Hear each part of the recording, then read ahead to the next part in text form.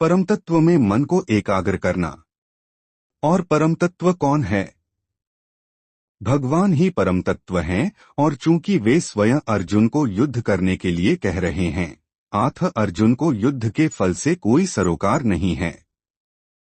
जय या पराजय कृष्ण के लिए विचारणीय है। अर्जुन को तो बस श्री कृष्ण के निर्देशानुसार कर्म करना है। कृष्ण के निर्देश का पालन ही वास्तविक योग है, और इसका अभ्यास कृष्ण भावनामृत नामक विधि द्वारा किया जाता है। एकमात्र कृष्ण भावनामृत के माध्यम से ही स्वामित्व भाव का परित्याग किया जा सकता है। इसके लिए उसे कृष्ण का दास या उनके दासों का दास बनना होता है।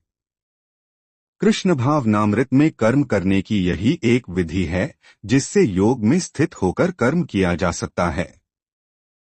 अर्जुन क्षत्रिय है, अतः वह वर्णाश्रम धर्म का अनुयायी है।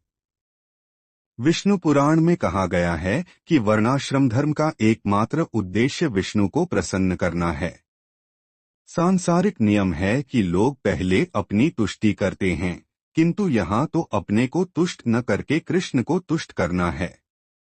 अतः कृष्ण को तुष्ट किए बिना कोई वर्णाश्रम धर्म का पालन कर भी नहीं सकता। यहाँ पर परोक्ष रूप से अर्जुन को कृष्ण द्वारा बताई गई विधि के अनुसार कर्म करने का आदेश है। दूरेण ह्यवरं कर्म बुद्धियोगात् धनंजय।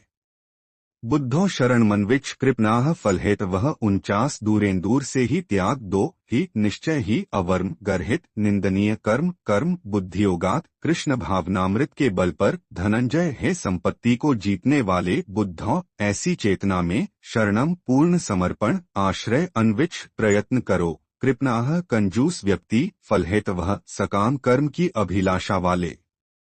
हे धनंजय, भक्ति के द्वारा समस्त गर्हित कर्मों से दूर रहो और उसी भाव से भगवान की शरण ग्रहण करो।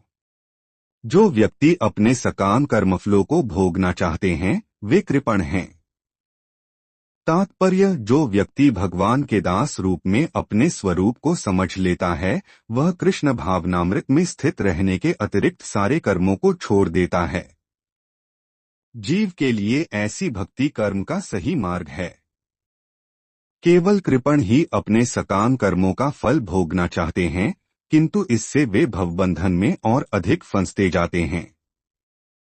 कृष्ण भावनामृत के अतिरिक्त जितने भी कर्म संपन्न किए जाते हैं वे गर्हित हैं, क्योंकि इससे कर्ता जन्म मृत्यु के चक्र में लगातार